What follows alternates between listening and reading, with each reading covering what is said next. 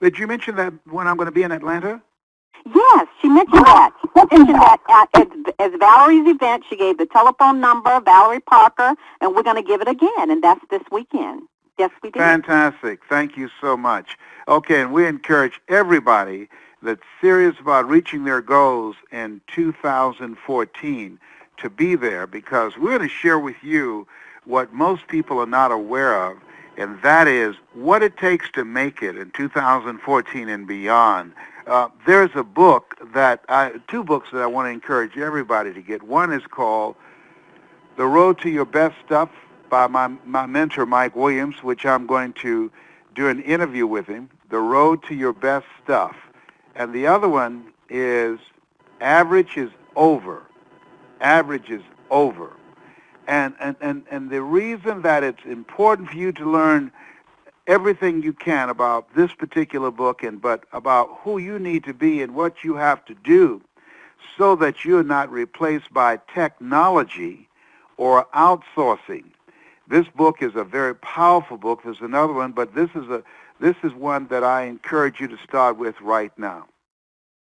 I want to talk to you about a man and things that I learned from him, who I met him when I was a junior in high school. And every time I give a speech, I talk about him, Mr. Leroy Washington. He passed last Wednesday. He was 87.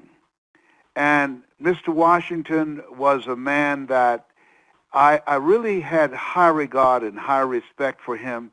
He was a teacher that came to school looking like a teacher. Unlike today, when you go in schools, you can't tell the teachers from the students because of the way they dress. But Mr. Washington, he always wore a shirt and a tie. And he held himself to high standards. And I've never known my biological mother or father, but I attached myself to him. I admired his confidence and his eloquent style of speaking. I'll never forget when he was speaking at Booker T. Washington High School in Overtown in Miami, Florida, and I was walking down the hall. He was talking to the graduating seniors, and he said to them, "You have something special.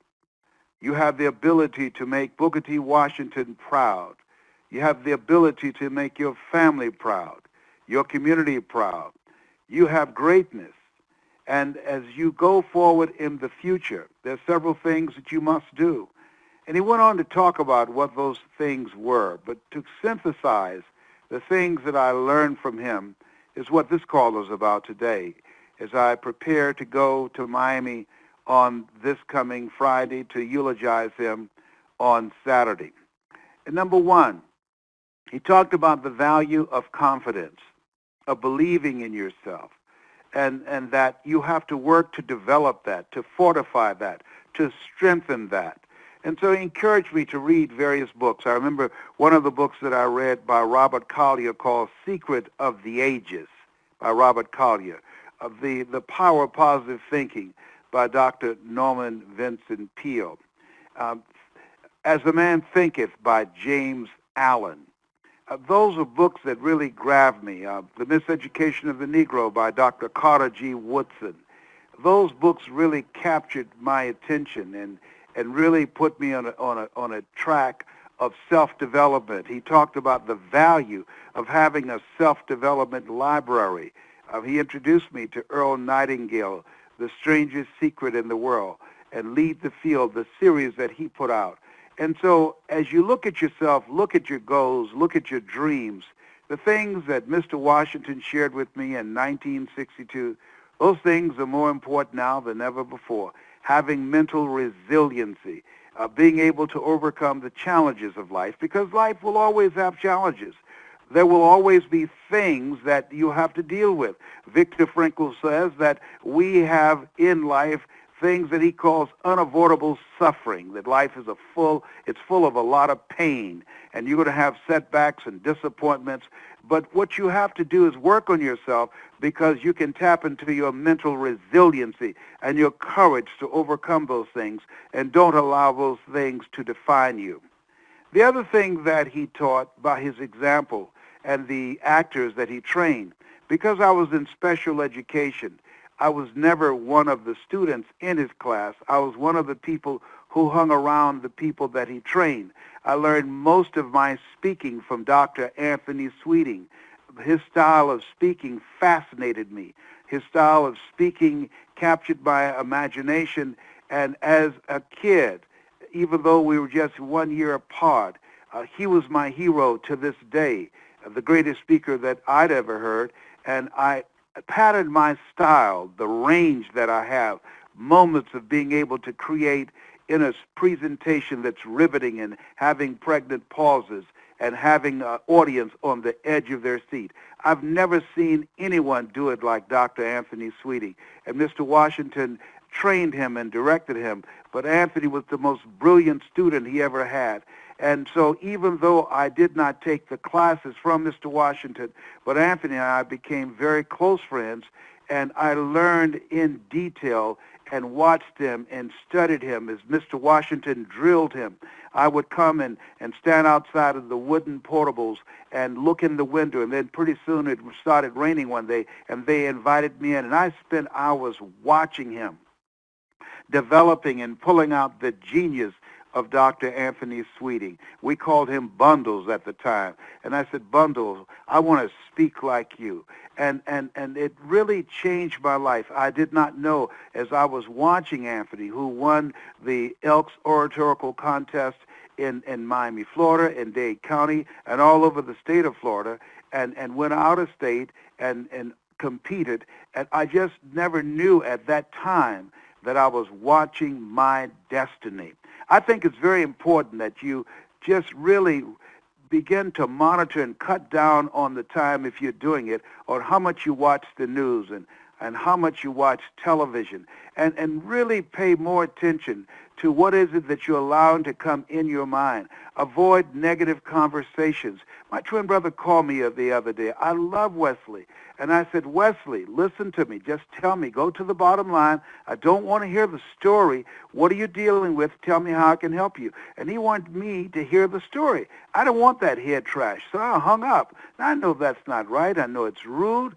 But I don't think that being accommodating to let somebody put trash in your head, it stays longer. Negative information in your brain, it stays longer and it's amplified and it's stronger than positive information.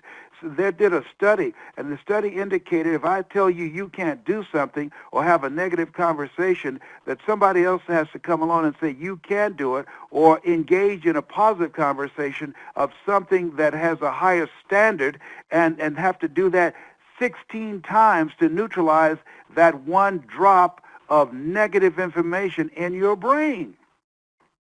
So when you are exposed to negative information, it affects the way your brain operates.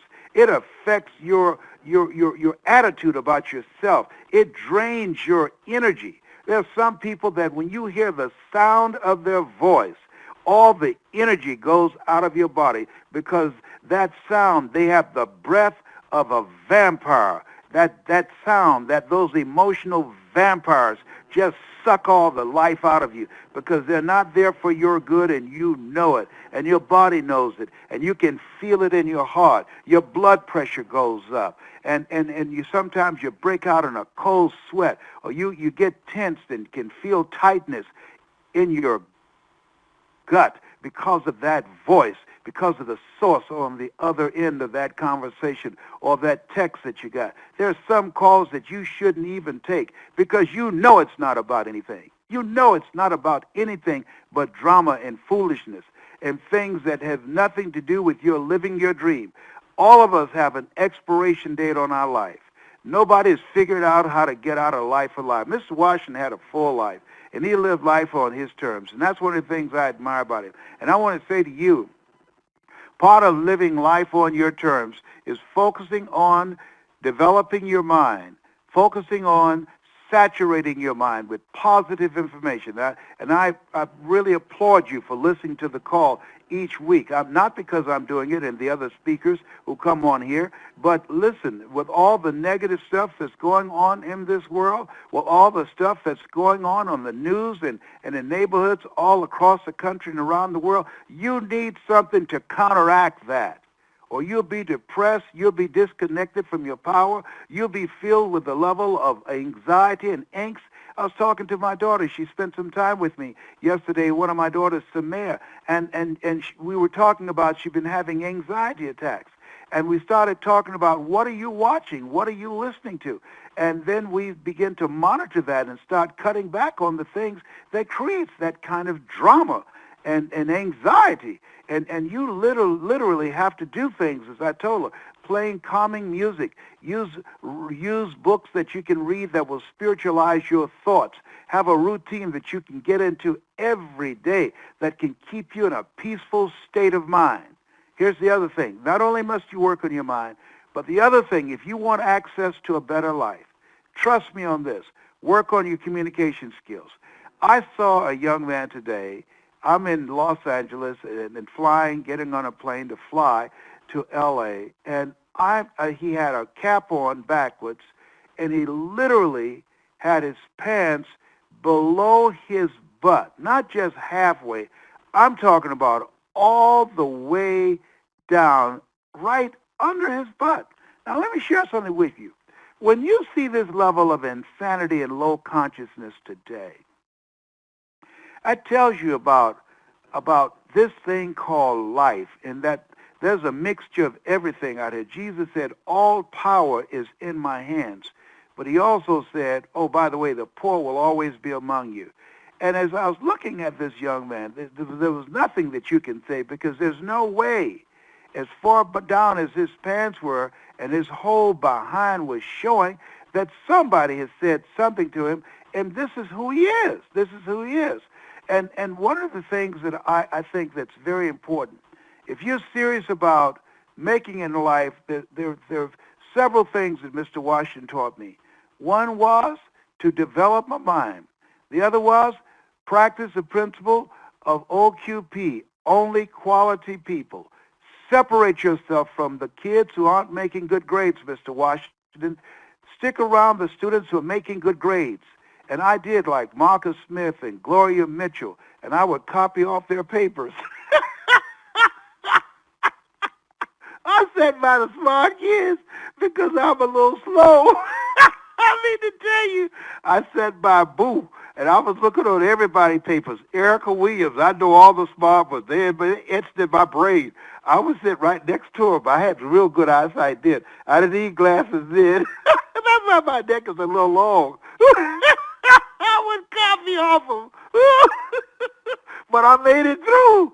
I made it through, I knew my knowledge was good. Anytime they put you back from the 5th grade to the 4th grade, say, you don't belong in here, then you fail again in the 8th grade, you got to do something. So I had to do something. And I would ask Anthony. He would help me as best he could, but he wasn't in class with me. So I sat by the smart people. They asked Jacqueline Onassis, who was the President John F. Kennedy's wife, if you lost all of your money, your wealth, what would you do to get it back? And she said, I would go to the most expensive restaurant and sit near the people who are wealthy and successful and order a glass of water and eavesdrop on their conversations. And in a year, I'll get everything back that I lost. I said, whoa. That was impressive. I'm saying to you, you want to surround yourself with people that you can learn from, people that you can grow from, people who are earning 10, 15, 20, 100 times more than you're earning, people who are very knowledgeable. And as a result of that, being around them, you're going to learn some things. Being around them, it's going to bring your income up. Being around them, it's going to cause you to soar to new heights. You'll begin to realize they breathe air just like you do. They have to eat food to nourish their bodies just like you do. And that's what I did. I was determined to get out of Liberty City and Overtown. I was determined not to go to jail, end up with a criminal record, and then be locked out of the job market. I made it my business to have relationships with people who had homes, even though I didn't have one, and was not brought up in one. People who had money and education and knowledge that I could learn from, so that I could one day be able to achieve that myself. I always quote Dr. Dennis Kimbrough, who said, if you're the smartest one in your group, you need to get a new group. And I can tell you, I'm amazed at the number of people who allow themselves, and particularly women, who dummy themselves down to be with guys who have nothing on their mind other than who's going to make the playoff in football or basketball and can't even afford season tickets. Listen, make up your mind is something that Mr. Washington taught me to do, to upgrade your relationships in 2014.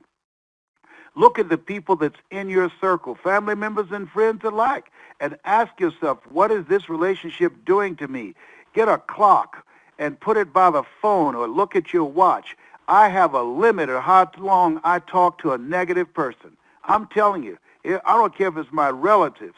I have a limit. I'll give them about 3 to 5 minutes, and that's it. I don't need no more empty trash in my mind. You got to limit it because they'll go on and on and on and on, tell you about their problems, on and on and on, and they have no intention of doing anything about it. And I learned that from Mr. Washington, and I will always be indebted to him and thankful that he said, Les, come out from among them, stay away from kids who have low grades, who are about to fall out of school, who's sneaking around here drinking in school and getting high on marijuana and heroin and don't have any future for themselves. Stay away from them, Brown. And I said, yes, sir, I will. And I followed his advice, and it made a difference for me. The next thing is, and that is effective communication skills. He said, be conscious of how you talk. Because once you open your mouth, you tell the world who you are. I can't tell you the number of situations where I've been in. And because of I took his advice, I started listening to people who were very educated, like Earl Nightingale, Paul Harvey, the motivational speakers that I listened to, Dr. Dennis Waitley, and people who did the news. I was patterning myself after them so that I did not have to go up and grow up in this world having people know once I opened my mouth that I was not educated. I educated myself through surrounding myself with people like Mike Williams, who wrote the book, The Road to Your Best Stuff, who's been my mentor for 4 years. People like Dr. Williams that you don't know, but Dr. Saxton Williams, that was a very, very articulate person that just admired his style of communication, and I wanted to be like that. I studied people. I listened to audio programs by Malcolm X and Dr. Martin Luther King Jr. I studied them. Adam Clayton Powell out of New York, Keep the Faith Baby, a congressman who was very controversial but very articulate. I read Marcus Garvey, Rise Up, You Mighty People. I read Winston Churchill, The Truth is Incontrovertible. Malice may attack it, ignorance may deride it, but at the end, there it is. I read Dr. Howard Thurman, who was the mentor of Dr. Martin Luther King Jr., who wrote, there's something in each and every one of you that waits and listens to the voice of the genuine in yourself. It will be perhaps the only guide you will ever have. And if you cannot hear it all of your life, your days will be spent on the ends of strings that somebody else pulls. I'm telling you, by listening to and reading people who have knowledge and abilities and skills to communicate, it will change your life. Frederick Douglass, who said if you help a man to stand to his feet, if he does not have enough gumption to lock his knees, when you let him go, his head will hit the pavement. I studied all all of these people. I'm suggesting to you, if you stay away from negative people, if you minimize the telephone time and the conversation time and how much time you spend with them, and you spend more time reading and studying and developing yourself and developing a dimension about yourself that can complement intelligent machines, if you do that, trust me on this, if you read one book a month in your area of interest, the average American reads one book a year. If you read one book a month, I decided to read 3 books a week. But if you read one book a month in 6 years, in 5 years, when the average American would have read only one book, 5 books rather, when the average American would have read 5 books, you'd have read 60 books. That will make you an expert. There's no speaker on the planet that know more about how the brain works, how to communicate and change people from the platform, how to mesmerize an audience like I do. I don't tell you this to impress you, but to impress upon you. I work at it. I read now. And I'm saying to you, if you take the time, if you decide out of 24 hours, I'm going to spend an hour on my mind. If you just decide to do that, if you just decide I'm going to read one book a month, I'll just start reading 20 to 30 pages a day. If you discipline yourself to do that, and if you decide I'm going to be conscious of my private conversations, I'm going to be conscious of my grammar, how I express myself. I'm going to get a coach to have someone to help me to begin to become more effective in my communication skills. If you apply for a job today, you have to go online to apply for a job. And then you have to go in and be interviewed. And that's where the screening process takes place. I don't care how brilliant you are, but if you can't pass the interview, and they will have sometimes in situations, I know some people who've had as many as 30 and 40 interviews, and 5 and different people of various departments were waiting to interview them next. I'm telling you, your ability to express yourself gives you access to another life. Your ability to develop your mind expands your vision beyond your circumstances and mental conditioning. And your ability to develop a network which develops and determines your net worth will begin to help you to go to the next level. This is a time you want to surround yourself with a community of collaborative, achievement-driven relationships, achievement-driven, supportive relationships. There are people who get together as a group to watch Scandal, watching somebody else live their dream. And there's nothing wrong with that. But I'm saying to you, you want to get together with some people who want to talk about living their dreams, who want to talk about making some more money, who want to talk about something else other than whether or not the Miami Heat will three-peat. No, this is the time you've got to secure and fortify your financial future. One sickness can wipe out a fortune. So when I go to talk to this audience of people this coming weekend about Mr. Leroy Washington, the man who gave me my first tie, who taught me how to tie a tie, who gave me shirts that he used to wear. I used to go to school with his shirts on, looked like I came to a Halloween party because I wore his coats. I wanted to have his coat on my back. I wanted to wear his shirts. I wanted to put on his tie. We were not the same size. I looked very funny. I didn't care anybody laughing at me. I didn't care about that. No. I can see him now when he would drive me home and sit in the car and talk to me for hours about life.